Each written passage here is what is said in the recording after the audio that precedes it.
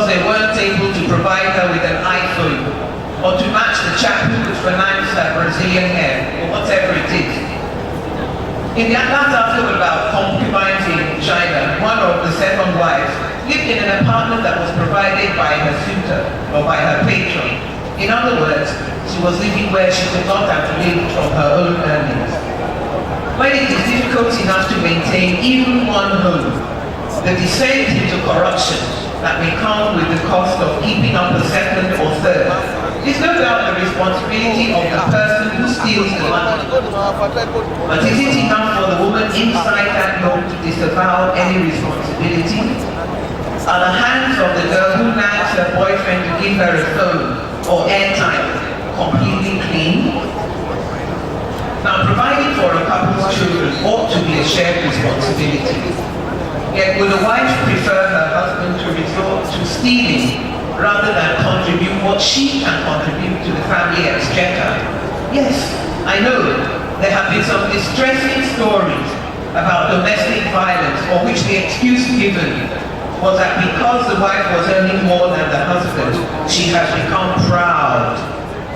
And a man who thinks like that needs to educate himself about the history and culture to which I have referred earlier. Mutual complementarity, in which contributions to the common purse are neither a cause for swaggering nor for groveling. That should be the guiding principle. Where that exists, a Nigerian woman can hold her head up, knowing that she has not goaded or driven a man into criminality. Because corruption is criminality. Let's not make any doubt about that. The second stereotype relates back to what I said earlier about the difficulty I had in thinking about what to say. We're all familiar with the expression, condition I make fish bend, meaning that the crayfish bends because it finds itself in salt water. And presumably, if it were in fresh water, it would be able to lie straight. Now we have created with our own mouths, with our constant coupling of Nigeria corruption, a saltwater environment that expects that everyone should be crooked.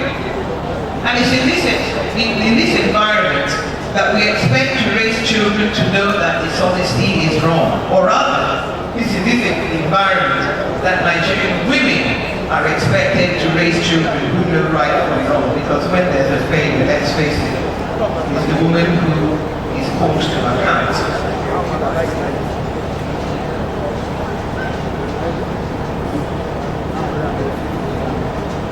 I'm sure we've all been part of a conversation where somebody's poverty or wealth have been tabled for discussion. How many times have we heard the assertion that a public servant who retired without making a pile was laughed at by his people? Now people will laugh at you if you fail to make any money when you get the chance. But how many times do we challenge those statements? Is it really true? Do we ourselves laugh at retired public officers who lack money? I would like to assume that we don't. But if we do, why? What is there to laugh at? And if we don't laugh, why do we allow the idea of such laughter to be presented as the norm? In such a situation, remaining silent is not really an option. We need to realize the one thing that many children hate is the idea of being laughed at.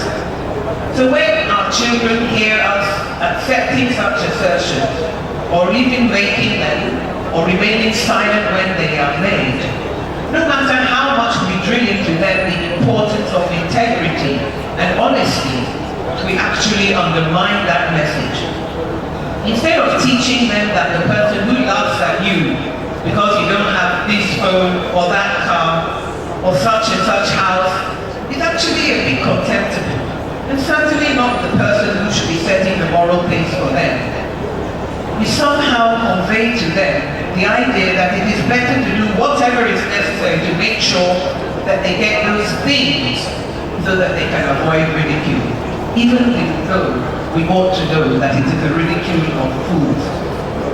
In a country where he is very humble is a term of praise, We need to teach our children pride in whatever they are and whatever they have and whatever they don't have. Like other governments before it, the present administration came to power promising to fight corruption. And as has happened before, after some initial nervousness and attempts to be cautious about stealing other people's money, one soon began to hear the "nothing has changed" mantra. It's as though we are too anxious to reassure ourselves that the old corrupt ways are still with us, so we don't need to make any effort to change. The eagerness with which we feed on allegations, and they are generally only allegations, that after all, the supposed champions of change and probity are not so clean, is not merely due to political party loyalties.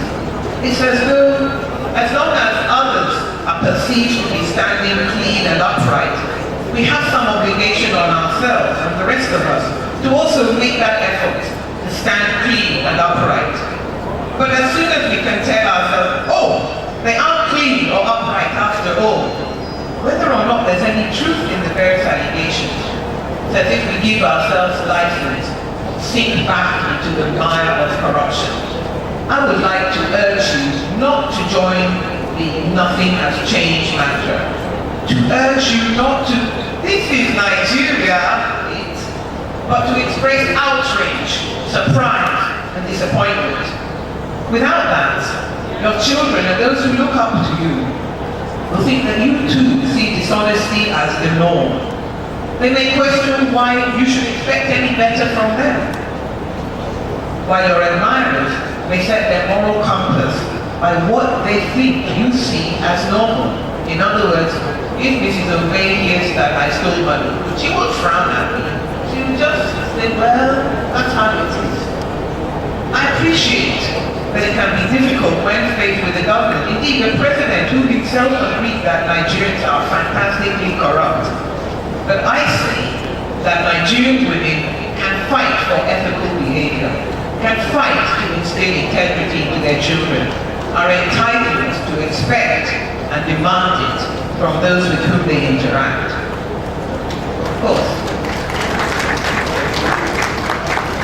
this expectation need not and ought not to be limited to Nigeria's women, but we've passed the point where we should be waiting for somebody else to voice it out, or hanging back and waiting for the men to take the lead.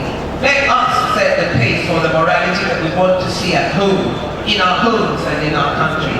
I'm confident that we will find ourselves in an army of millions of men and women who have made up their mind to change the conditions that makes crawfish men, and to change it to one in which it is the bent and the crooked who seem out of place, because the majority is standing clean and upright. Thank you for listening.